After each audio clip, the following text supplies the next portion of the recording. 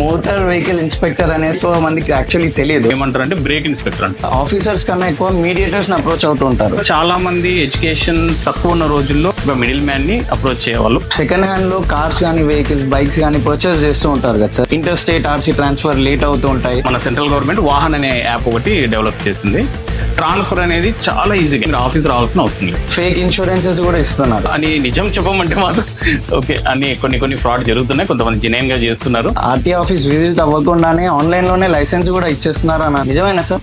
అంటే వాళ్ళు చెప్పిన దాంట్లో నిజము ఉంది, అబద్ధం ఉంది. ఆర్టీ ఆఫీస్ లో డ్రైవింగ్ టెస్ట్ల దగ్గర యానిమల్స్ ని గుంతల్ని వీటన్నిటిని పెట్టి డ్రైవింగ్ టెస్ట్ చేయించాలి అని చూసా. ఎవరో సమ్ విఐపి కూడా దాన్ని ట్యాగ్ చేస్తూ ఇలా పెట్టాలి అని అన్నారు. Correct. Inter state police vehicles వాళ్ళని కూడా మేబీ వాళ్ళకి హ్యూజ్ చలాన్స్ వేశారు. 5,50,000 వరకు పెనాల్టీ వేశారు. 4 వీలర్స్ కి కూడా బ్లాక్ ఫిల్మ్ ఉండకూడదు, టెంట్ ఉండకూడదు. చాలా మంది పెట్టుకొని తిరుగుతుంటారు విఐపీస్ వెహికల్స్ కానీ ఎవరైనా. దానికి ఏమైనా సపరేట్ లైసెన్స్ తీసుకోవాలా?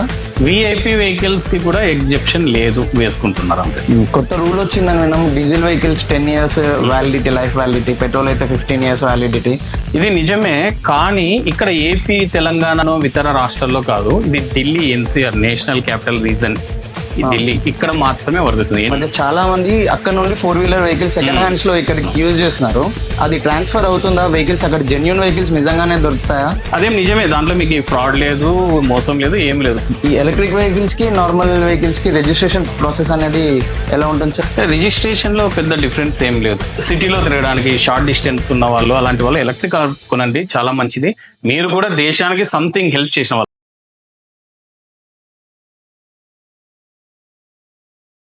Hi sir, good morning. Welcome to podcast with police sir. Thank you Pramod గారు. మోటార్ వెహికల్ ఇన్స్పెక్టర్ అనేది పోస్ట్ అనేది ఎక్కువ మందికి యాక్చువల్లీ తెలియదు. యాక్చువల్లీ డెసిగ్నేషన్కి వర్క్ ఏంటి sir? Actually motor vehicle inspector అంటే యాక్చువల్గా మోటార్ వెహికల్ ఇన్స్పెక్టర్ అంటే ఇది ట్రాన్స్పోర్ట్ డిపార్ట్మెంట్ కిందకి వస్తుంది. చాలా మంది కామన్ పీపుల్కి మోటార్ వెహికల్ ఇన్స్పెక్టర్ అంటే తెలియదు. That is the technical name. వాడుక భాషలో ఏమంటారంటే బ్రేక్ ఇన్స్పెక్టర్ అంటారు. ఓకే. ఎందుకంటారంటే అంతకుముందు అని కాదు, ఇప్పుడు కూడా వెహికల్స్, ఈ ట్రాన్స్పోర్ట్ వెహికల్స్ ఏవైతే ఉన్నాయో అది ఎవ్రీ ఇయర్ డిపెండింగ్ ఆన్ దాని రిజిస్ట్రేషన్, అంటే కొత్త బండ్లు అయితే 2 years ఒకసారి, పాత బండ్లు అయితే 1 year ఒకసారి వచ్చి ఫిట్నెస్ సర్టిఫికేట్ తీసుకోవాలి. వెహికల్ ఫిట్గా ఉంటేనే అది రోడ్ మీదకి రావాలి. సో అలా రెగ్యులర్గా తీసుకొని ఆ ఫిట్నెస్ సర్టిఫికేట్ చెక్ చేయడంలో, అంటే ఫిట్నెస్ సర్టిఫికేట్ ఇష్యూ చేయడంలో మేము ఏం చేసేవాళ్ళంటే ఈ బ్రేక్స్ చెక్ చేసేవాళ్ళం. అంటే వెహికల్ మొత్తం చెక్ చేస్తారో అలాగే బ్రేక్స్ పర్టికులర్గా చెక్ చేస్తారు కాబట్టి బ్రేక్ ఇన్స్పెక్టర్ అని పేరు. బ్రేక్స్ని ఇన్స్పెక్ట్ చేస్తాను కానీ యాక్చువల్ నేమ్ అయితే motor vehicles inspector. Motor vehicle అంటే ఆర్టీఏ డిపార్ట్మెంట్ అంటున్నారు కదా సార్. ఇక్కడ ఆఫీసర్స్ కన్నా ఎక్కువ మీడియేటర్స్ని అప్రోచ్ అవుతూ ఉంటారు, డ్రైవింగ్ లైసెన్స్కి కానీ రిజిస్ట్రేషన్స్కి కానీ. అది మీరు ఎలా స్పెసిఫై చేస్తారు సార్? యాక్చువల్గా మీరు చెప్పిన దాంట్లో నిజం ఉంది. ఒకప్పుడు అంటే ఎడ్యుకేషన్ చాలా తక్కువగా ఉన్న రోజుల్లో, తర్వాత టెక్నాలజీ తక్కువగా ఉన్న రోజుల్లో చాలామంది మీడియేటర్స్ని అప్రోచ్ చేయాలి. ఎందుకంటే ఇప్పుడంటే అంతా ఆన్లైన్ సిస్టమ్ అయిపోయింది. ఎవ్రీథింగ్ మీరు ఏదైనా ఆన్లైన్లోనే అప్లై చేయొచ్చు. డైరెక్ట్గా ఆన్లైన్లో అప్లై చేయన 88 సర్వీసెస్ ఆఫ్ మోటార్ వెహికల్ అంటే ట్రాన్స్పోర్ట్ డిపార్ట్మెంట్ ఆన్లైన్ అయిపోయి, అంటే మీరు ఆఫీస్కి అప్రోచ్ అవ్వాల్సిన అవసరమే లేదు. అలాంటి సర్వీసెస్ ఇప్పుడు వచ్చాయన్నమాట. ఒక 4-5 ఏళ్ల నుండి అవి వస్తున్నాయి. ఇంకా ఇంప్రూవ్మెంట్ అవుతుంది. మీరు ఓన్లీ ఆఫీస్కి రావాల్సింది డ్రైవింగ్ LLR టెస్ట్కి, డ్రైవింగ్ టెస్ట్కి మాత్రమే ఆఫీస్ రావాలి. మిగతా ఆల్మోస్ట్ ఆల్ సర్వీసెస్ అన్ని ఆన్లైన్ అయిపోయి. ఈవెన్ మీరు వెహికల్ కొన్నా కూడా డీలర్ దగ్గరే రిజిస్టర్ అయిపోతుంది. సో మా దగ్గర రావాల్సిన, అంటే ఫైనల్ అప్రూవల్ మేమే ఇస్తాం దానికి. సో ఆన్లైన్ ద్వారా వస్తుంది. ఒకప్పుడు ఈ సిస్టమ్ లేదు. ప్రతిదానికి అందరూ ఆఫీస్కి అప్రోచ్ అవ్వాలి. ఆ ప్రాసెస్ కూడా, అంటే డాక్యుమెంటేషన్ ఎక్కువగా ఉండేది. దానివల్ల చాలామంది ఎడ్యుకేషన్ తక్కువ ఉన్న రోజుల్లో ఇవన్నీ సరిగా అర్థం కాక ఒక మిడిల్ మ్యాన్ని అప్రోచ్ చేయవాళ్ళు. ఇప్పుడు కూడా ఉన్నారు అలాంటి. అంటే ఎడ్యుకేషన్ లేక కాదు, టైం లేక. చాలామంది టైం లేదు మనకు, ఇవన్నీ ఎవరు చూసుకుంటారు, ఈ డాక్యుమెంటేషన్ ఇవన్నీ అని ఇప్పుడు కూడా కొంతమంది మిడిల్ మ్యాన్ని అప్రోచ్ అవుతున్నారు. But comparing with olden days, now it is better. అంత ట్రాన్స్పరెంట్ అయిపోయింది, ఎవ్రీథింగ్ ఆన్లైన్ అయిపోయింది కాబట్టి ఆ మిడిల్ మ్యాన్ అనేది ఆల్మోస్ట్ తగ్గిపోయింది. Okay sir. సెకండ్ హ్యాండ్లో కార్స్ కానీ వెహికల్స్ బైక్స్ కానీ పర్చేస్ చేస్తూ ఉంటారు కదా సార్. దాంట్లో కొన్ని లిటిగేషన్స్ ఉన్నాయని, ఆర్సీ ట్రాన్స్ఫర్ అవ్వట్లేదు, inter state RC transfer late అవుతూ ఉంటాయి. ఇలా పర్చేస్ చేసే వాళ్ళకి మీ సజెషన్ ఏంటి సార్? అంటే వెహికల్ చాలామంది చేస్తున్న తప్పు ఏంటంటే, వెహికల్ అమ్మడం కానీ కొనడం కానీ చేసిన తర్వాత జస్ట్ ఒక పేపర్ బాండ్ రాసుకుంటారు, సేల్ డీడ్ అన్నట్టు రాసుకుంటారు. నేను అమ్మాను, ఇంత రేట్కి అమ్మాను, మీరు కొన్నారు అన్నట్టు రాసుకుంటారు, దాన్ని వదిలేస్తున్నారు. అది చాలా తప్పు. యాక్చువల్గా మీరు వెహికల్ అమ్మారనుకోండి, సపోజ్ మీరు ఎవరికైనా వెహికల్ అమ్మారు, సో అది వాళ్ళ పేరుతో పూర్తిగా ట్రాన్స్ఫర్ అయ్యేదాకా మీదే బాధ్యత. ఒకవేళ మీరు దాన్ని నెగ్లెక్ట్ చేసి ఇగ్నోర్ చేస్తే ఏమవుతుందంటే, సపోజ్ ఆ వెహికల్ వాళ్ళు మిస్యూజ్ చేశారు సంథింగ్, అంటే సారా కేసులు కానీ, లేకపోతే స్మగ్లింగ్ కానీ, ఎర్రచంద్రం తీసుకెళ్లడం, ఇలాంటి కేసులు కానీ అన్నీ అవసరం లేదండి. యాక్సిడెంట్ కేసు అయినా సరే, అది ఏదైనా యాక్సిడెంట్లో ఇన్వాల్వ్ అయినా ఫస్ట్ మిమ్మల్ని ఇన్వాల్వ్ చేస్తారు, ఫస్ట్ మీకే నోటీసులు వస్తాయి.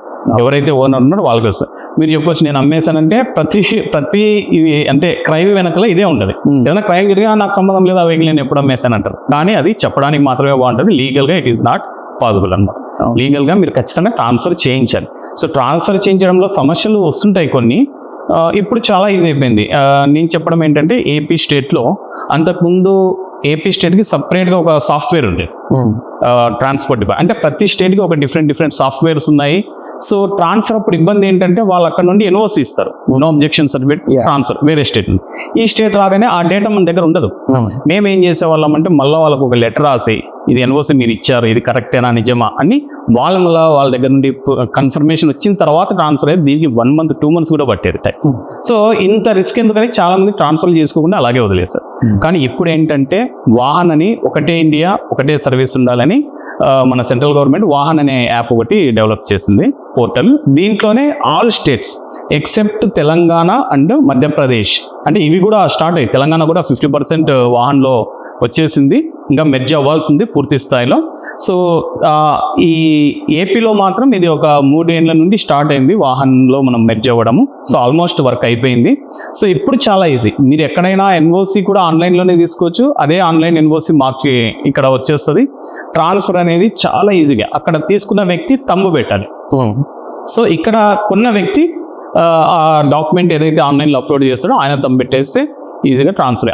ఈ తంబు పెట్టడానికి కూడా మీరు ఆఫీస్ రావాల్సిన అవసరం లేదు, ఓన్లీ ఈ సేవా సెంటర్స్లో చేసుకోవచ్చు. సో ఒకప్పటికి ఇప్పటికి ఆ డిఫరెన్స్ ఉంది.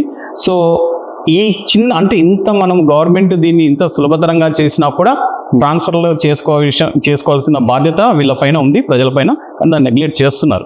ఎప్పుడైతే వీళ్ళకి సమస్యలు వస్తాయో, అంటే కొంతమందికి ఏమైందంటే 15 years వరకే లైఫ్ ఉంటుంది వైట్ బోర్డ్ వెహికల్. 15 years అవ్వగానే దానికి గ్రీన్ ట్యాక్స్ వస్తుంది. ఈ గ్రీన్ ట్యాక్స్ మనం ఏదైనా ట్రాన్సాక్షన్స్ జరిపినప్పుడు ఆటోమేటిక్గా వస్తుంది.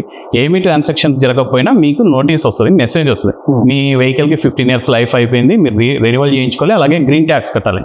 అప్పుడు గుర్తొస్తుంది, అరే ఈ వెహికల్ నేను అమ్మేసాను, నా దగ్గర లేదు కదా అని. సో అప్పుడు మళ్ళీ పరిగెత్తి వస్తుంది.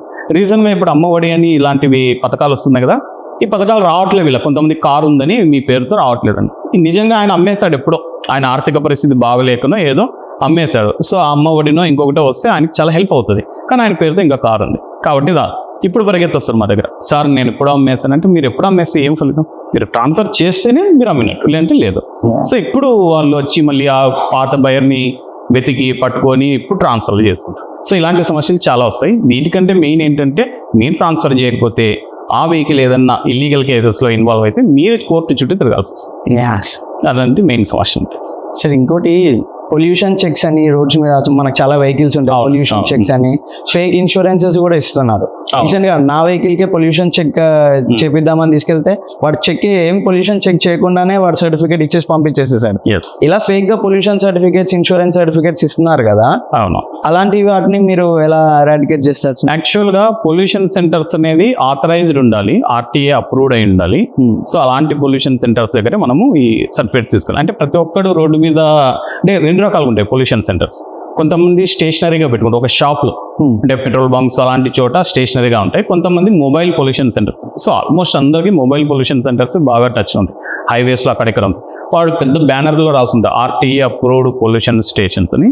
సో అలాంటివి ఓకే, బట్ వాళ్ళు కూడా కరెక్ట్గా చేస్తున్నారా అని నిజం చెప్పమంటే వాళ్ళు ఓకే అని కొన్ని ఫ్రాడ్ జరుగుతున్నాయి, కొంతమంది జెన్యూన్గా చేస్తున్నారు. ఈ పొల్యూషన్ టెస్ట్ ఇలాంటి సమస్యలు వస్తున్నాయి కాబట్టి ఇప్పుడు వాహన్ పోర్టల్లో కొత్తగా నేను చెప్పాను కదా, సెంట్రల్ గవర్నమెంట్ ఒకటే సాఫ్ట్వేర్ అని. ఈ పోర్టల్లో ఏంటంటే దాన్ని ఆన్లైన్ చేస్తుంది. ఏదైతే ఆర్టీఏ అప్రూవ్డ్ పొల్యూషన్ సెంటర్స్ ఉన్నాయో దాన్ని ఆన్లైన్ చేసి, ఎప్పుడైతే మీ వెహికల్ పొల్యూషన్ ఇష్యూ అవుతుందో ఆ సర్టిఫికేట్ ఇమ్మీడియట్గా మీకు మీ ఆన్లైన్లో అప్లోడ్ అయిపోతుంది. అంటే మీరు వచ్చి రోడ్డు మీద పొల్యూషన్ చెక్ సర్టిఫికేట్ ప్రొడ్యూస్ చేయండి, నా దగ్గర లేదన్నా కూడా సమస్య లేదు, మేము చెక్ చేస్తాం. వాహన్ పోర్టల్ వెళ్ళి ఆయన వెహికల్ నెంబర్ కొట్టగానే పొల్యూషన్ తీసుకున్నారా, insurance by the same way insurance కూడా చాలా మంది ఫేక్ ఇన్సూరెన్స్ చాలా తయారు చేస్తారు. ఇవి ఎక్కడ బయటపడతాయంటే పాపం మా కస్టమర్ కూడా తెలియదు అది ఫేక్ అని. ఎప్పుడైతే వెహికల్ యాక్సిడెంట్లో ఇన్వాల్వ్ అవుతుందో అప్పుడు ఒరిజినల్గా ఇన్సూరెన్స్ వాడు వచ్చి ఇది మేము ఇచ్చిన ఇన్సూరెన్స్ కాదు, ఇది ఫేక్ సర్టిఫికేట్ అని అప్పుడు చాలా నష్టపోతున్నారు.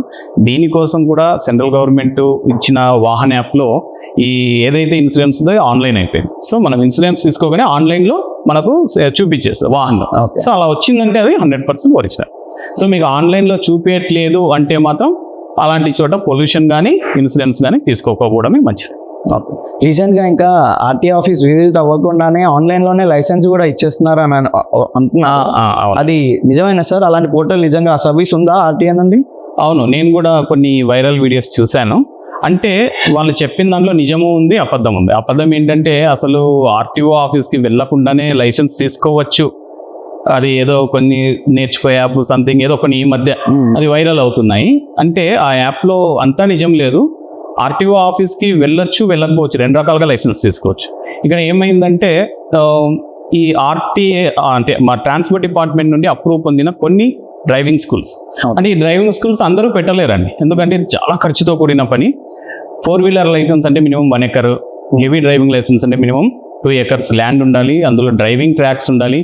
డ్రైవింగ్ ట్రాక్స్ కూడా ఎలా పడితే అలా కాదు, మనం కొన్ని స్టాండర్డ్స్ ఉన్నాయి, ఎస్ కానీ ప్యారలల్ పార్కింగ్ ఇలాంటివి అన్నమాట. ఇలాంటివన్నీ ఉండి వాళ్ళకి బయోమెట్రిక్ అటెండెన్స్ సిస్టమ్ ఉండాలి. అంటే డ్రైవింగ్ స్కూల్కి ఖచ్చితంగా అటెండ్ అవ్వాలి, వచ్చినప్పుడు ఒక థంబ్ వేయాలి, వెళ్ళేటప్పుడు కూడా థంబ్ వేయాలి. తర్వాత డ్రైవింగ్ క్లాసెస్ ఇన్ని అవర్స్ ఆఫ్ ఆన్లైన్ అంటే డైరెక్ట్ క్లాస్ ఉండాలి, తర్వాత కొన్ని అవర్స్ వెహికల్ మీద ట్రైనింగ్ ఉండాలి. సో ఇవన్నీ ఉండి మెయింటైన్ చేసి ఆ కాలేజ్కి ఒక ప్రిన్సిపల్ ఉండాలి. సో ఆయన సర్టిఫై చేశాడు, నా దగ్గర ఇన్ని రోజులు ట్రైనింగ్ తీసుకున్నారు, ఇన్ని అవర్స్ వెహికల్ మీద, ఇన్ని అవర్స్ క్లాస్ రూమ్లో ట్రైనింగ్ తీసుకున్నారు. సో ఆయన తీసుకున్న తర్వాత Form 5A, అంటే Form 5A అనేది ఏంటంటే నార్మల్గా డ్రైవింగ్ స్కూల్లో ప్రతి ఒక్కరు ఇచ్చే సర్టిఫికేట్ అనమాట. ఆ Form 5A ఇచ్చినప్పుడు మేము డ్రైవింగ్ టెస్ట్ పెడతాం.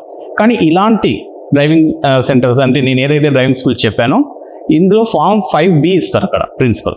Form 5B అంటే ఏంటంటే ఇక డ్రైవింగ్ టెస్ట్ అన్ని ఎవ్రీథింగ్ ఇక్కడే అయిపోయాయి, సో మేము ఇక్కడ ఇన్ని అవర్స్ ట్రైనింగ్ ఇచ్చామని Form 5B ఇస్తాడు. ఎప్పుడైతే Form 5B వాళ్ళు అప్లోడ్ చేస్తారో సిస్టంలో దాన్ని జస్ట్ మేము అప్రూవ్ చేస్తాం, గట్టి టెస్ట్ ఏమి ఉండదు వాళ్ళు.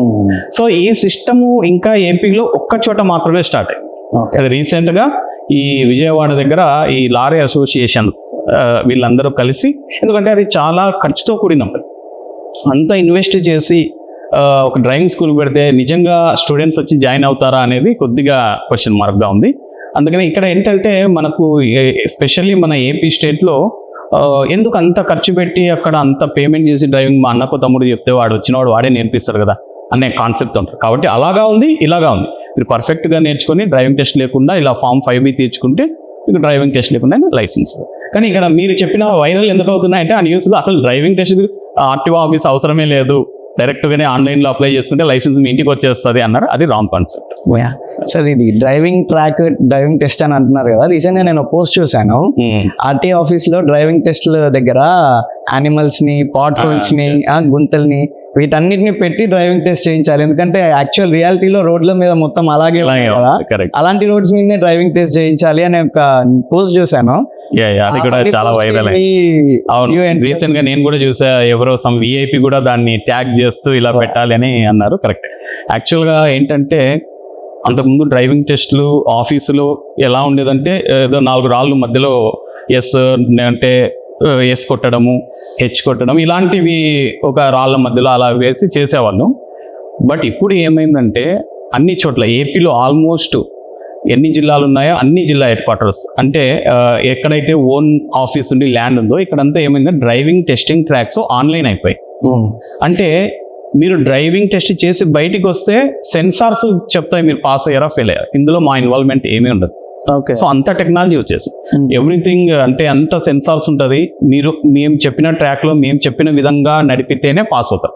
ఇక్కడ కూడా ఏం చేశారంటే మీరు చెప్పినట్టు ఫస్ట్ నేను చిత్తూరులో వర్క్ చేశాను, అంటే ఇక్కడ ట్రాన్స్ఫర్ కాకముందు చిత్తూరులో చేశాను.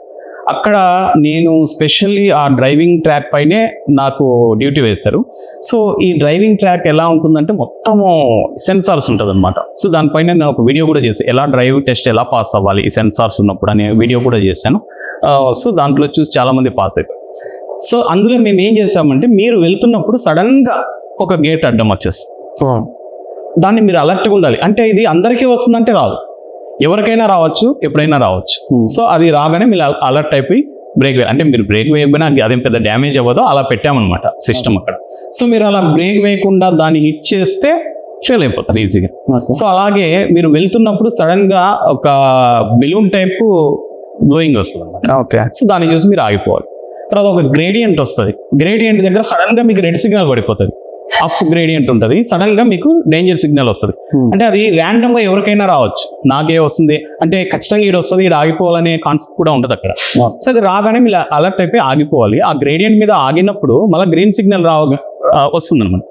మరి మీరు మూవ్ చేయాలి. మూవ్ చేసినప్పుడు కొంచెం బ్యాక్ వస్తుంది వెహికల్, మనం క్లచ్ రిలీజ్. అవును.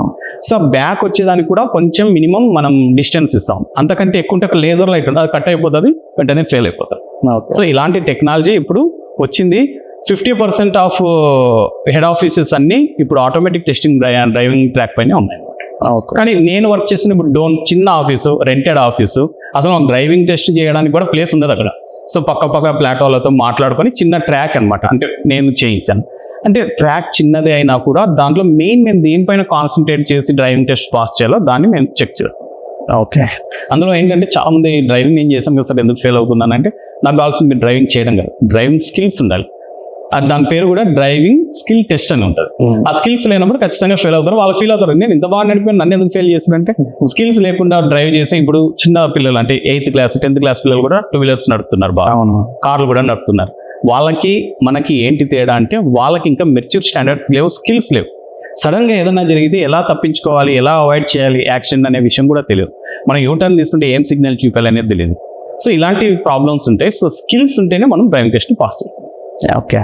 రీజన్గా మీది ఒక పోస్ట్ చూశాను నేను, ఇంటర్స్టేట్ పోలీస్ వెహికల్స్ వాళ్ళని కూడా మీరు ఆపి వాళ్ళకి హ్యూజ్ చలాన్స్ వేశారు అని చెప్పారు. దాంట్లో వాళ్ళ అంటే వేరే స్టేట్ పోలీస్ ఆఫీసర్స్ కి ఎలాంటి నెగోషియేషన్స్ ఏమి ఉండవా, అంటే వాళ్ళకి పర్మిషన్స్ ఏమి ఉండవా? అంటే మనకు గవర్నమెంట్ ఎంప్లాయీస్ అంటే గవర్నమెంట్ వెహికల్ వాడేవాళ్ళు అంటే ఇప్పుడు 2 రకాలుగా ఉంటాయి. అంతకు ముందు గవర్నమెంట్కి సపరేట్గా వెహికల్స్ రిజిస్టర్ అయిపోయాయి. అంటే ఇప్పుడు అంటే పోలీస్ డిపార్ట్మెంట్ ఇప్పుడు కూడా రిజిస్టర్ అవుతున్నాయి. ఇప్పుడు ఈ అదర్ స్టేట్ వెహికల్ డిపార్ట్మెంట్ వాళ్ళు ఏం చేస్తారంటే, నేను రాసిన కేసు ఏంటంటే మీరు చెప్తున్నది ఈ ఆర్బీఐ ఒకసారి RBI cash container some crores of rupees 2 కంటైనర్లు RBI bank reserve bank of India నుండి వెళ్తున్నాయి, నాగ్పూర్కి వెళ్తున్నాయి. ఎక్కడ నుండి మైసూర్ నుండి నాగ్పూర్కి వెళ్తున్నాయి. సో ఈ వెహికల్స్కి వెనకాల ఎస్కార్ట్ ఉంటుంది అనమాట. ఎస్కార్ట్ అంటే వీళ్ళు కొంచెం సిఐఎస్ఎఫ్ పోలీస్ అనమాట. వీళ్ళు ఒక 2 వెహికల్స్, ఒకటి ఇన్నోవా కారు, ఒకటి టెంపో ట్రావెలర్, దీంతో ఫాలో అవుతుంటారు ఎస్కార్ట్. సో నేనైతే ఆ వెహికల్స్ ఆపాను. అంటే కంటైనర్స్ కాదు నా టార్గెట్, కంటైనర్స్ అంటే ఆల్ ఇండియా పర్మిట్ ఉన్నాయి, అన్ని ఎవ్రీథింగ్ ఇస్ ఫైన్. ఈ వెనకాల వచ్చే వెహికల్స్ ఏంటంటే ఏపీ స్టేట్కి ఎటువంటి పర్మిట్స్ లేవు, అది మైసూర్ కాబట్టి Karnataka state vehicles. So permit లేదు, అలాగే రోడ్ ట్యాక్స్ కూడా వాళ్ళు పే చేయలేదు. సో అదే అడిగాను, మీరు వెహికల్స్ రోడ్ ట్యాక్స్ పే చేయలేరు. ఇక్కడ ఏంటంటే చాలా మంది ఏమనుకుంటారంటే అరే కర్ణాటక పోలీసుల కేసులు రాశారు, వాళ్ళ బండ్లకు రాశారు, అది కాదు. అక్కడ ఏంటంటే ఈ ఆర్బీఐ అంటే సిఐఎస్ఎఫ్ ఏంటంటే వీళ్ళు కాంట్రాక్ట్ తీసుకుంటారు వెహికల్స్ కొన్ని, ఇలా ఏదైనా వీళ్ళు సెక్యూరిటీగా ఏదైనా వెహికల్స్కి పైలట్ వెళ్ళడము ఇలాంటివి వెళ్తున్నప్పుడు వీళ్ళు వెహికల్స్కి కాంట్రాక్ట్ తీసుకుంటారు ఉంటుంది. ఆ కాంట్రాక్ట్లో ఏముంటుందంటే మైసూర్ నుండి ఇక్కడ నాగ్పూర్కి వెళ్ళి నాగ్పూర్ నుండి మైసూర్ రావడానికి మధ్యలో ఎన్ని టోల్ ప్లాజాస్ ఉన్నాయి, ఎన్ని స్టేట్స్ టచ్ అవుతాయి, ఆ స్టేట్స్కి ట్యాక్స్ ఎంత, టోల్ ప్లాజాస్ ఫీజెస్ ఎంత, డ్రైవర్ భత్తా ఎంత, తర్వాత డీజిల్ ఎంత ఖర్చు అవుతుంది, రెంట్ ఎంత, ఇవన్నీ క్యాల్కులేట్ చేసి ఒక కొటేషన్ ఇస్తారు. ఆ కొటేషన్ గవర్నమెంట్ అప్రూవ్ చేసి అమౌంట్ వాళ్ళకి ట్రాన్స్ఫర్ చేస్తారు. వీళ్ళు ఏం చేస్తారంటే నా వెహికల్ ఎంతమంది పోలీసులు ఉన్నారు, నేను ఎందుకు కట్టాలి, ఇన్సూరెన్స్ ఇది టోల్ ప్లాజా ఎందుకు కట్టాలి, మీరు చూసింటే టోల్ ప్లాజాలో ఎవరైనా కడుతున్నారా, కట్టరు, సరే టోల్ ప్లాజా కట్టట్లేదు. గవర్నమెంట్ ఇప్పుడు ఏపీ స్టేట్కి మీరు వెళ్తున్నారు, ఏపీ రోడ్స్ యూజ్ చేస్తున్నారు, సో ప్రతి ఒక్క సామాన్య పౌరుడు కూడా ట్యాక్స్ కడుతున్నారు, రోడ్ ట్యాక్స్, మీరు ఎందుకు కట్టవా? నేను చెప్తుంది అది గవర్నమెంట్ సిఐఎస్ఎఫ్ రిజిస్టర్డ్ వెహికల్ కాదు, దానికి ఎగ్జెప్షన్ ఉంటుంది. ఇది ప్రైవేట్ వెహికల్ని హైర్ చేసుకొని గవర్నమెంట్ వాడికి మొత్తం పేమెంట్ ఇచ్చేసింది. ఈ ఓనర్ ఏం చేస్తున్నాడంటే నా దగ్గర పోలీసులు ఉన్నారు, నా దగ్గర నేను ఎందుకు కట్టాలి, వీళ్ళని చూసి అందరూ వదిలేస్తారు కదా, బట్ నేను వదలండి. మామూలు ప్రజలతో అంతగా మనం కేసులు రాసి వాళ్ళ దగ్గర డబ్బులు వసూలు చేస్తున్నప్పుడు వీళ్ళని ఎందుకు వదులుతాం? ప్రైవేట్ వ్యక్తులు, అవును, ఒక ట్రాన్స్పోర్ట్ నడిపిస్తున్న వ్యక్తులు, వీళ్ళు అండ చూసుకొని వీళ్ళు ఉన్నారు కదా అని కట్టట్లేదు. కాబట్టి అలాంటి వాళ్ళకి కేసులు రాసాము. నేను ఈ డోన్లో 3 years అయింది ఇప్పటికి వచ్చి, నియర్లీ 10-15 కేసులు రాస్తాము ఇలాంటి. ఓకే. సో అది కొద్దిగా వైరల్ అయింది. నన్ను అనుకుంటున్నారు చాలా మంది. మొన్న కూడా ఒకటి రాశాను, కేరళ వెహికల్ సేమ్ ఈ ఆర్బీఐ ఇదే వెళ్ళి రిటర్న్ లో ఉన్నారు. ఇన్నోవా కేసు రాశాను, 14,000 పడింది. అదేదో కొంచెం వీడియో వైరల్ అయింది. అందులో చాలా మంది నన్ను తిడుతూ, ఆ వీడేంటి అసలు కేరళ పోలీసులు రాశాడు, రేపు పొద్దున మనం కేరళకి వెళ్తే వాళ్ళు మన పైన కక్ష సాధించరా అన్నట్టుగా నెగిటివ్ గా రాశారు. బట్ నేను రాసిన కాన్సెప్ట్ వాళ్ళకి తెలియదు. వాళ్ళు కేరళ పోలీసులకి రాశారు అనుకుంటున్నా, అది కాదు రాసింది, ప్రైవేట్ ట్రావెల్స్ వాడికి రాశాను. పోలీస్ వెహికల్స్ కాకుండా బస్సెస్ కి హ్యూజ్ పెద్ద పెద్ద బస్సెస్, ట్రావెల్ బస్సెస్ కి ఓవర్ 5 lakhs పెనాల్టీస్ రాసిన ఇన్సిడెంట్స్ కూడా ఉన్నాయి మీవి. అంత పెనాల్టీస్ అసలు కడతారా వాళ్ళు? యాక్చువల్గా ఏంటంటే మనకి బస్సెస్ ఉన్నాయండి. బస్సెస్ చాలా రకాలుగా ఉంటాయి. స్కూల్ బస్సెస్ ఉంటాయి, అలాగే కాంట్రాక్ట్ క్యారేజ్ బస్సెస్, అంటే పెళ్ళిళ్ళకి మాత్రం, పెళ్ళిళ్ళకి ఫంక్షన్లకి ఒక ఊర్లో కాంట్రాక్ట్ మాట్లాడుకొని అక్కడ నుండి వెళ్ళి మళ్ళీ ఆ ఊరికి తిరిగి తీసుకురావాలి. ఇవి కాకుండా స్టేజ్ క్యారేజ్ బస్సెస్ ఉంటాయి, అంటే ఈ ఆర్టీసీ బస్సులు చూసారా, స్టేజ్కి టికెట్ ఉంటుంది. ఇలాంటి ప్రైవేట్ బస్సెస్ కూడా ఉన్నాయి, స్టేజ్ క్యారేజ్ బస్సెస్. అలాగే ఆల్ ఇండియా పర్మిట్ బస్సెస్ ఉంటాయి, అంటే ఆ బస్సు యొక్క పర్పస్ బట్టి దానికి ఆ పర్మిట్ ఇస్తాం, ఆ పర్మిట్ని బట్టి ట్యాక్స్ రేట్ ఉంటుంది. సో ఈ చెప్పిన వాటిన్నింటిలోనూ ఆల్ ఇండియా పర్మిట్ బస్కి ట్యాక్స్ రేట్ ఎక్కువ ఉంటుంది. ఒక సీట్కి 4,000 రూపీస్ ట్యాక్స్ కట్టాలి 3 నెలలకు ఒకసారి. ఓకే. సో ఈ ఆల్ ఇండియా పర్మిట్ బస్సులు ఏంటంటే నేను పట్టుకున్నది ఎక్స్పెషల్లీ మీరు చెప్పారు కదా హ్యూజ్ అమౌంట్స్ ట్యాక్స్ కలెక్ట్ చేసాం, పెనాల్టీస్ వేసింది. ఇవి యూపీ వెహికల్స్. ఈ యూపీ వెహికల్స్ ఏంటంటే వాళ్ళకి బాగా అలవాటు అయిపోయింది అనమాట. వీళ్ళు ఎక్కువగా ఈ లేబర్స్ని తీసుకెళ్తుంటారు. ఓకే. ఇట్లా చెన్నైకి, ఇట్లా వేరే వేరే స్టేట్స్కి తీసుకెళ్తారు. వీళ్ళు ట్యాక్స్ మాత్రం కట్టారు గవర్నమెంట్కి. బాగా అలవాటు అయిపోయింది. సో నేను ఇంతకుముందు వర్క్ చేసిన ప్లేసెస్ వేరు, ఇప్పుడు వర్క్ చేసిన ప్లేసెస్ ఏంటంటే నా ఆఫీసు నేషనల్ హైవే 44 మీద ఉంది. సో నేషనల్ హైవే 44లో ఎలాంటి ప్రాబ్లమ్స్ ఉంటాయి, ఎటువంటి వయలేషన్స్ జరుగుతున్నాయి అనేది నాకు బాధ. సో నేను మెయిన్ ఈ టార్గెట్ చేసింది, ఎక్కడ యూపీ బస్సు కనిపించినా ఫస్ట్ దాన్ని వెళ్తుంటాయి హైవేలో ఆపుతాం. ఈ బస్సు ఒకసారి నేను ఆపినప్పుడు, కొత్తలో జాయిన్ అయినప్పుడు నేను డోన్లో, వాడు ఆపలేదు, ఇలా మీదికి వచ్చేసాడు, అలాగే ఫాస్ట్గా వెళ్ళిపోతున్నాడు. సరే మా వెహికల్స్ తీసుకొని మేము చేంజ్ చేసి వాడిని క్రాస్ చేస్తున్నా కూడా ఆపలేదు, ఇలా మమ్మల్ని డాష్ ఇవ్వడానికే ట్రై చేస్తున్నాడు.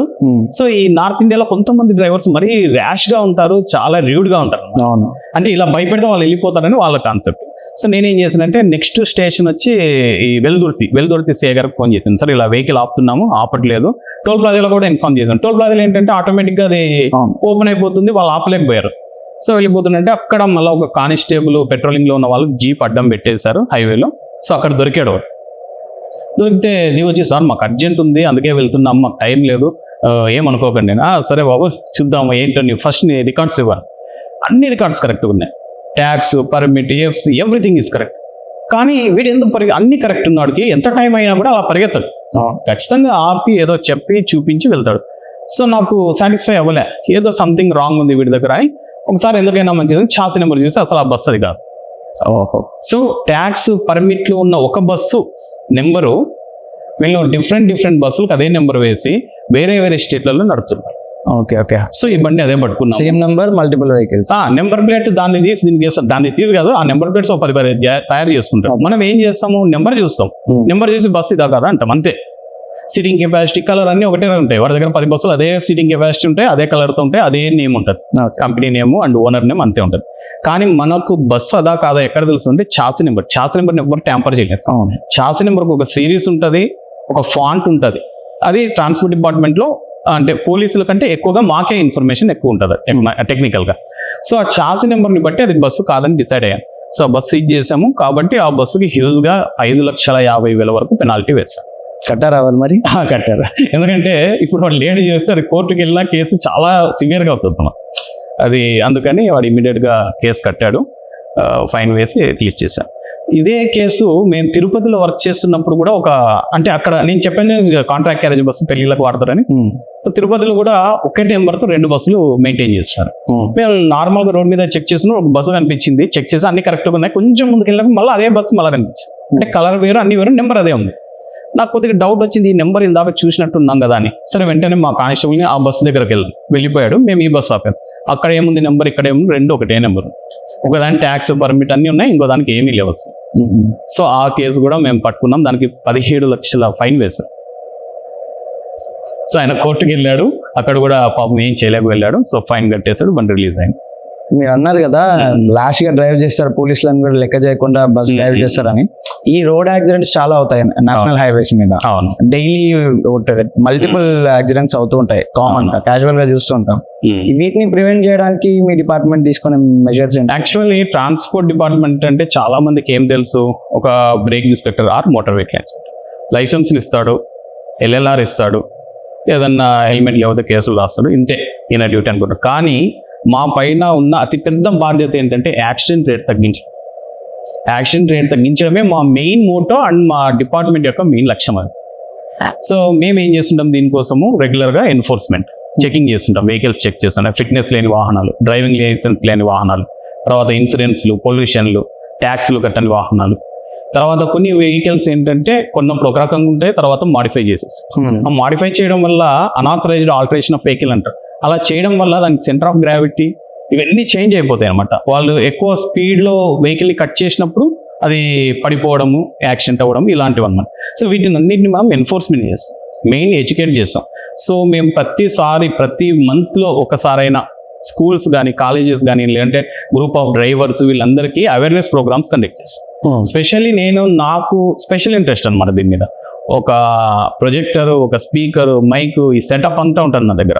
వెళ్ళడము, వీళ్ళందరినీ గ్యాదర్ చేయడము, ప్రొజెక్టర్ వేయడం, యాక్షన్స్ ఎలా అవుతున్నాయి, అసలు రోడ్ సైన్స్ గురించి ఏం తెలుసు మీకు, రోడ్ సైన్స్ గురించి ఎక్స్ప్లెయిన్ చేయడం. రోడ్ సైన్ ఇగ్నోర్ చేస్తే ఓవర్టేక్ చేయరాదని ఉంటుంది, చాలా మంది ఇగ్నోర్ చేస్తారు, నెక్స్ట్ స్పాట్లో యాక్సిడెంట్ అవుతుంది వాళ్ళకి. సో అది ఎలా అయింది, వీడు ఏం ఇగ్నోర్ చేశారు, ఎలా యాక్సిడెంట్ అయింది, ఇలాంటి అవేర్నెస్ ప్రోగ్రామ్స్ ఇవన్నీ ఎక్కువ కండక్ట్ చేస్తుంటాం. ఇది మా మెయిన్ బాధ్యత. చాలా మంది కేసులు రాస్తారు, గవర్నమెంట్కు బాగా డబ్బులు వస్తాయి, ఇలా గవర్నమెంట్ డబ్బులు రావాలని కేసులు రాయట్లేదు, వీళ్ళు భయంతో నెక్స్ట్ ఈ తప్పులు చేయకూడదు అనేది మా మెయిన్ కాన్సెప్ట్. ఓకే సార్, ఈ 4-wheelers కి కూడా బ్లాక్ ఫిల్మ్ ఉండకూడదు, టింట్ ఉండకూడదు గ్లాసెస్ కి అని అంటున్నారు. అది ఎంత వరకు ఉండొచ్చు, అసలుకి పర్మిటెడా? చాలా మంది పెట్టుకుని తిరుగుతుంటారు, విఐపీస్ వెహికల్స్ కానీ ఎవరైనా, వాళ్ళకి దానికి ఏమైనా సపరేట్గా లైసెన్స్ తీసుకోవాలా? యాక్చువల్గా ఈ వెహికల్ ఏది తయారైనా కూడా ఫస్ట్ మ్యానుఫ్యాక్చరరు మోర్త్ సంబంధించిన పూణేలో ఒక టెస్టింగ్ ఏజెన్సీ అక్కడ పంపిస్తారు. వాళ్ళు అన్ని టెస్టులు చేస్తారు, హెడ్ లైట్స్, దాని బాడీ బిల్ట్, గ్లాసెస్ ఏం వాడారు, అది ఎంతవరకు ట్రాన్స్పరెంట్ ఉంది, ఇవన్నీ చూసి అప్రూవల్ ఇస్తారు. సో అందులో క్లియర్గా చెప్పబడింది ఎటువంటి అంటే ఫుల్ ట్రాన్స్పరెంట్ ఉండాలి ఈ గ్లాస్. ఓకే, మ్యానుఫ్యాక్చరర్ కూడా ఓన్గా కొద్దిగా అంటే వేడి తగ్గిద్దాము, లైటింగ్ ఎక్కువ రాకుండా చేద్దామని వాడు కూడా చేయడానికి లేదు. అలా చేస్తే అసలు ఆ వెహికల్ని అప్రూవ్ చేయదు. ఓకే, అలాంటి వాటికి మీరు స్టిక్కర్లు అంటించేసి ఎందుకు నేను వెళ్ళాను ఒకసారి ఒక దీనికి వెళ్ళాను, డెకర్స్ దగ్గరికి, కార్ డెకర్స్ దగ్గరికి. వేరే విషయం వెళ్తే, సార్ స్టిక్కర్స్ వేసుకోండి సార్, ఆయనకు తెలియదు నేను ఇన్స్పెక్టర్ని, ఇది వేసుకోండి సార్ అంటే వేసుకోకూడదండి కదండి అంటే, లేదు సార్ ఆర్టీ అప్రూవ్డ్ సార్, 30% వేసుకోవచ్చు, 50% ఉందంటే ఏ ఆర్టీ అప్రూవ్ చేశారు మీకు? అలాంటిది ఏమీ లేదు, జీరో, ఫుల్ ట్రాన్స్పరెంట్ ఉండాలి, ఎలాంటి టింట్ గ్లాసెస్ కానీ స్టిక్కర్స్ కానీ వేయడానికి లేదు. ఓకే, విఐపి వెహికల్స్కి ఉంటాయి కదా సార్, మరి వాళ్ళకి ఎలా ఎగ్జంప్షన్స్ ఉంటాయి? విఐపి వెహికల్స్కి కూడా ఎగ్జెప్షన్ లేదు, వేసుకుంటున్నారు అంతే. ఈవెన్ ఇవి ఉంటాయి కదా కొన్ని, అంటే విఐపిలో మన కాన్వాయ్ వెహికల్స్ ఉంటాయి, కాన్వాయ్ వెహికల్స్కి అసలు ఎటువంటి ఇది లేదు, అంటే వాళ్ళ నెంబర్ కూడా పెట్టారు అసలు. ఓకే, నెంబర్స్ అన్ని ఒకటే పెట్టేస్తారు, లోపల ఎవరున్నారో విఐపి అనేది తెలియదు, ప్లస్ వాళ్ళకి ఇది మన లైట్స్ పైన సైరన్స్ ఇవి ఉంటాయి, వాళ్ళకి ఎగ్జెప్షన్ ఉంటుంది. విఐపి కాన్వాయ్ వెహికల్స్ వేరు, విఐపీలు వాడే వెహికల్ వేరు. ఇప్పుడు సినీ ప్రముఖులు కూడా విఐపీసే, అంత మాత్రం వాళ్ళు టింట్ గ్లాస్ వేసుకొని వెళ్ళడానికి లేదు, అది నేను చెప్తాను. ఓకే సార్, ఇది కొత్త రూల్ వచ్చిందని విన్నాము, diesel vehicles 10 years validity, life validity, petrol అయితే 15 years వ్యాలిడిటీ, దాని తర్వాత అవి స్క్రాప్కి ఇచ్చేసేయాలి, అది నిజమా సార్? ఇది నిజమే, కానీ ఇక్కడ ఏపీ తెలంగాణలోనూ ఇతర రాష్ట్రాల్లో కాదు, ఇది Delhi NCR national capital region, Delhi ఇక్కడ మాత్రమే వర్తిస్తుంది. ఎందుకంటే ఢిల్లీలో పొల్యూషన్ అనేది చాలా ఒక రేంజ్కి వెళ్ళిపోయింది అన్నమాట. అసలు చలికాలంలో, చలికాలంలో అయితే అసలు మీరు ఎదురుతున్న మనిషి కూడా కనిపించాడు. అంటే ఈ ఫాగ్ తర్వాత ఈ పొల్యూషన్ మిక్స్ అయిపోయి ఒక ఫిల్మ్ లాగా ఏర్పడి అంత భయంకరమైన పొల్యూషన్, దానివల్ల క్యాన్సర్ కారణము అయ్యే ఛాన్సెస్ ఎక్కువ ఉన్నాయి. ఈవెన్ అక్కడ స్కూల్ బస్సెస్ రన్ చేయాలంటే ఫుల్ ఏసీ ఉండాలి, క్లోజ్డ్ విండోస్ ఉండాలి, అలా ఉంటేనే మీకు స్కూల్ బస్ పర్మిషన్ ఇస్తారు అక్కడ. అంటే చిన్న పిల్లల్ని తీసుకొని వెళ్ళాలి స్కూల్లో అన్నా కూడా, స్కూల్లోకి తీసుకెళ్లాలన్నా ఈ విధంగా ఉండాలి. అంత పొల్యూషన్ రేంజెస్ ఎక్కువ అయిపోయాయి. కాబట్టి ఢిల్లీలో ముందు నుండి ఉంది, అంటే ఈ 15 yearsకే ఉండేది. ఇప్పుడు రీసెంట్ గా ఈ డీజిల్ వెహికల్స్ కి 10 years కి చేశారు. పెట్రోల్ వెహికల్స్ అయితే పొల్యూషన్ కొంచెం కంపేరింగ్ విత్ డీజిల్ వెహికల్ తక్కువ కాబట్టి 15 years ఇచ్చారు. సో ఇది ఓన్లీ ఢిల్లీ ఎన్సీఆర్ రీజన్ లో ఉన్న వెహికల్స్ మాత్రమే. అలాంటి వెహికల్స్ గుర్తిస్తే వాళ్ళకి డీజిల్ వేయడం పెట్రోల్ వేయడం ఉండదని ఇప్పుడు రీసెంట్ గా వచ్చింది. సో ఈ సిస్టమ్ ఇండియా మొత్తం కూడా వస్తుందండి, డౌటే లేదు. ఎందుకంటే పొల్యూషన్ అనేది ఒక చోట కాదు కదా, అక్కడ ఏంటంటే డెన్సిటీ ఆఫ్ పీపుల్ ఎక్కువ ఉన్నారు కాబట్టి ఆ విధంగా ఉంది. రాను రాను పాపులేషన్ అన్ని చోట్ల పెరిగిపోతుంది. ఇండియా మొత్తము ఈ సిస్టమ్ అంటే 15 years అనేది ఎప్పుడు నుండో ఉంది, ఇప్పుడు కొత్తగా తెచ్చిందేం కాదు.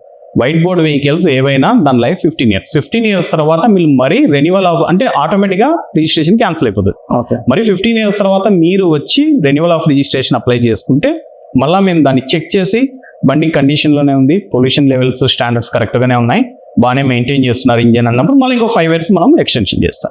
ఓకే, కానీ ఇది కొన్ని రోజులు మాత్రమే. ఇప్పుడు 15 years తర్వాత అన్ని స్క్రాప్కి పంపించాల్సిందే. ఇది ఇంకా ఎందుకు ఇక్కడ ఇంప్లిమెంట్ చేయలేదు అంటే స్క్రాప్ పాలసీ ఇంకా రాలేదు. స్క్రాప్ పాలసీ ఏంటంటే ఇప్పుడు మీరు ఓనర్ 15 ఏళ్ళ తర్వాత బలవంతంగా మీ వెహికల్ పడేసేయి, కొత్త వెహికల్ కొనంటే మీ ఆర్థిక స్తోమత. అవును. కాబట్టి గవర్నమెంట్ ఏం చేస్తుంటే ఈ వెహికల్ని స్క్రాప్ వేయండి, ఆ స్క్రాప్ సర్టిఫికేట్ తీసుకొస్తే మీకు కొత్త వెహికల్లో సమ్ డిస్కౌంట్ ఇస్తారు. సో ఆ పాలసీ రావాలి. ఆ పాలసీ రావాలంటే ఈ స్క్రాప్ పాలసీ అంటే స్క్రాప్ చేసే వెహికల్ దాన్ని ఎలా యూజ్ చేయాలి, అంటే దాన్ని ఏం చేయాలి, ఇవన్నీ ఇంకా ఆ పాలసీలో అంటే ఇంకా ఫర్దర్ ఇంకా ఇంప్రూవ్మెంట్స్ ఉన్నాయన్నమాట చేయాల్సింది. అంటే వచ్చిన కాంట్రాక్టర్స్ ఇంకా సాటిస్ఫై అవ్వట్లేదు దానికి. సో ఇది సక్సెస్ అయిన తర్వాత స్క్రాప్ పాలసీ ఏంటి అనేది ఆల్రెడీ వచ్చింది, బట్ ఫోర్స్ లోకి రాలేదు ఇంకా. సో అది ఫోర్స్ లోకి వచ్చిన తర్వాత ఖచ్చితంగా 15 ఏళ్ల తర్వాత అన్ని వెహికల్స్ మనం స్క్రాప్ చేయాల్సింది, దానికి రెడీగా ఉండాలి. సరే, ఢిల్లీ ఎన్సీఆర్ అన్నారు కాబట్టి ఈ మధ్య చాలా మంది అక్కడ నుండి 4-wheeler వెహికల్స్ సెకండ్ హ్యాండ్స్ లో ఇక్కడికి తీసుకొచ్చి యూజ్ చేస్తున్నారు.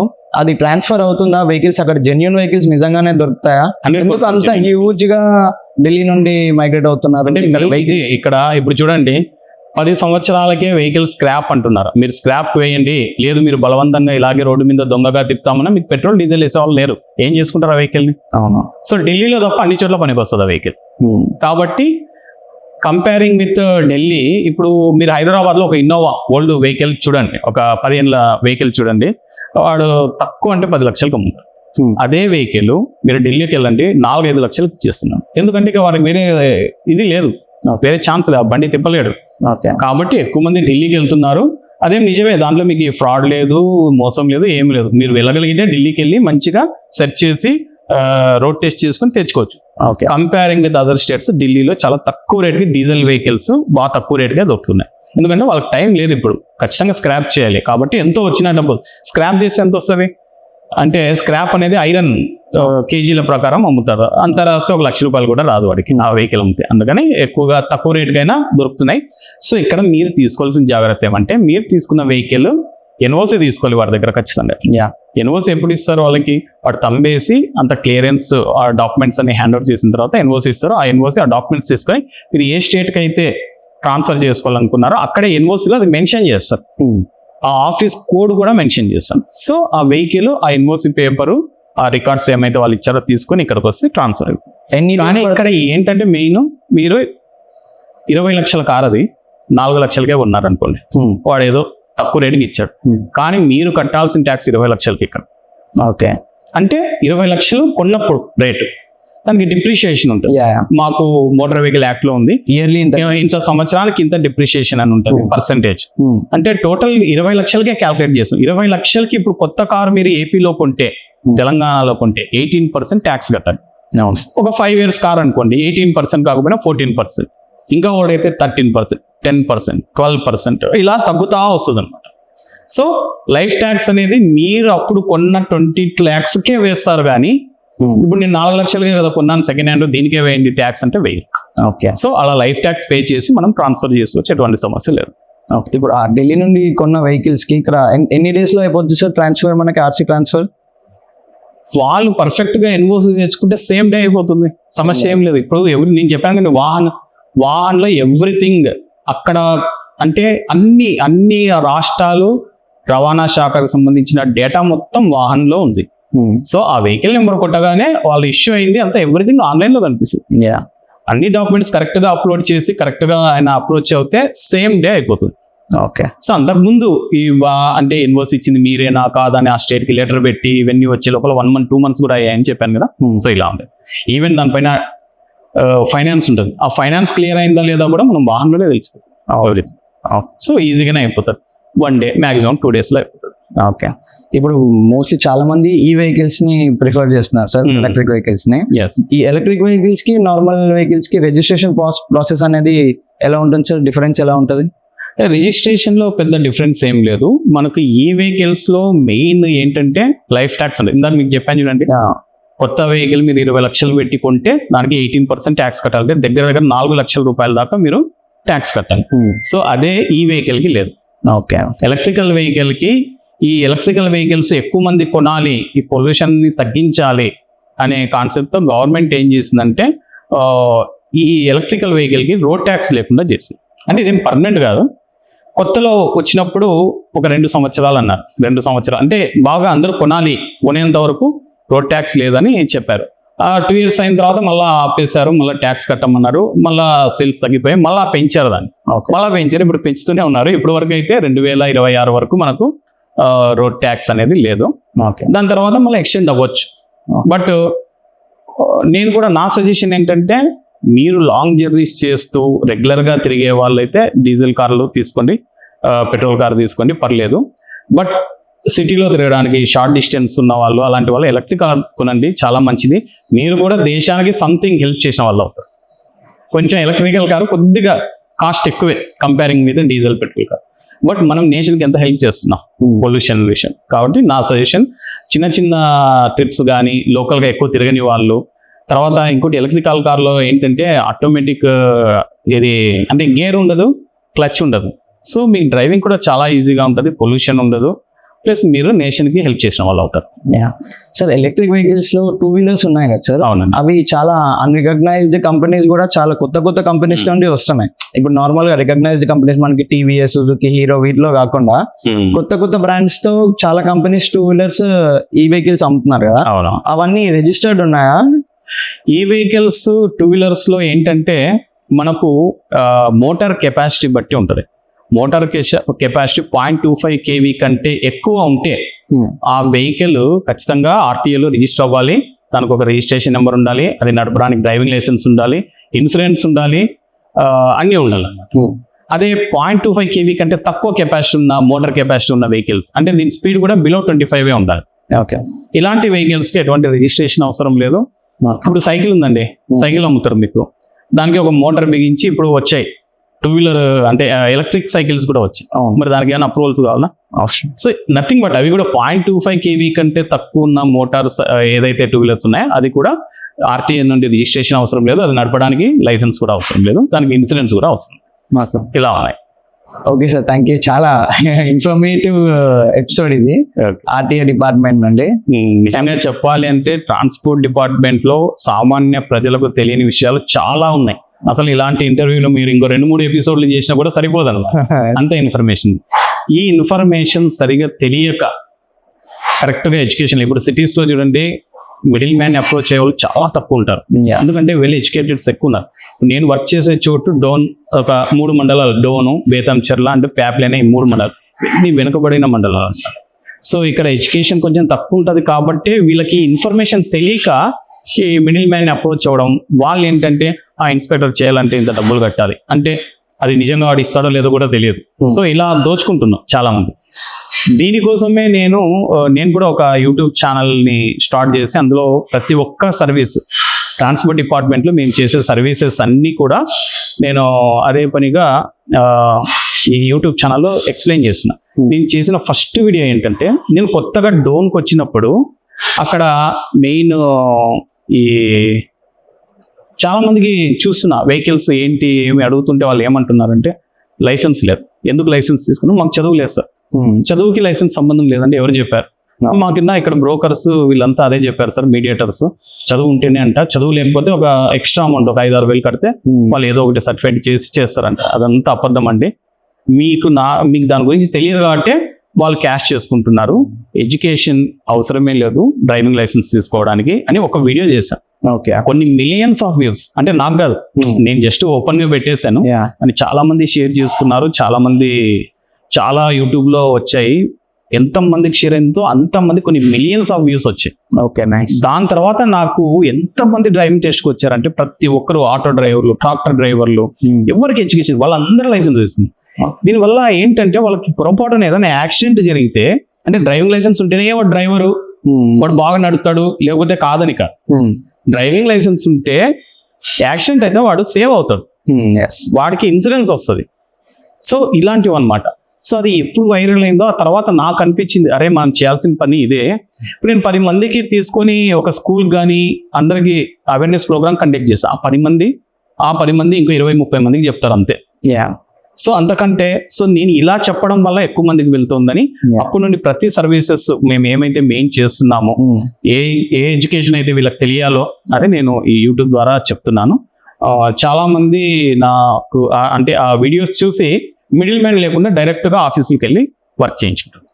వేరే ఆఫీస్ లో వెళ్ళినప్పుడు సార్ ఈ వర్క్ కి ఏం ఫీజు లేదంట కదా సార్, ఫ్రీగా చేస్తాను. గవర్నమెంట్ ఎవరు చెప్పారు అంటే చూడండి సార్ వీడియోలో సార్ చెప్పారు. అప్పుడు వాళ్ళు చేస్తున్నారు కూడా. సో అలా చాలా మందికి హెల్ప్ అయ్యింది. Very good. ఇలాంటి వీడియోస్ ఇంకెక్కువ చేస్తుంటే మిడిల్ మ్యాన్స్ ఇంకా తక్కువ అయిపోతూ ఉంటారు, సర్వీసెస్ ఈజీ అవుతుంటాయి. Wonderful episode sir, thank you. Podcast with police అనేది చాలా మంచి కాన్సెప్ట్. ప్రమోద్ గారు నాకు దీని గురించి చెప్తే, ప్రమోద్ పిచ్చోడు, అసలు మంచి ఎంటర్టైన్మెంట్ ప్రోగ్రామ్స్ చేస్తే ఎంత బాగా ఛానల్ వైరల్ అవుతుంది, ఈ పోలీసుల దగ్గర వీళ్ళ దగ్గర ఇన్ఫర్మేషన్ తీసుకుంటే బోర్ కొట్టేస్తుంది జనాలకి, అసలు ఇది వైరల్ అవుతుందా ఈ వీడియో అనుకున్నాను. కానీ నిజంగా హ్యాట్స్ ఆఫ్ టు ప్రమోద్ గారు. ఎందుకంటే ప్రజలకు తెలియని విషయాల్ని తెలియజేయడం అనేది ఆయన మెయిన్ కాన్సెప్ట్. దీన్ని నేను అప్రిషియేట్ చేస్తున్నాను. And very thank you Pramod గారు. ఈ పాడ్కాస్ట్ విత్ పోలీస్ అనే ఛానల్ని అందరూ సబ్స్క్రైబ్ చేయండి, చాలా ఇన్ఫర్మేషన్ ఉంటుంది, అండ్ ఫాలో అవ్వండి. Thank you very much.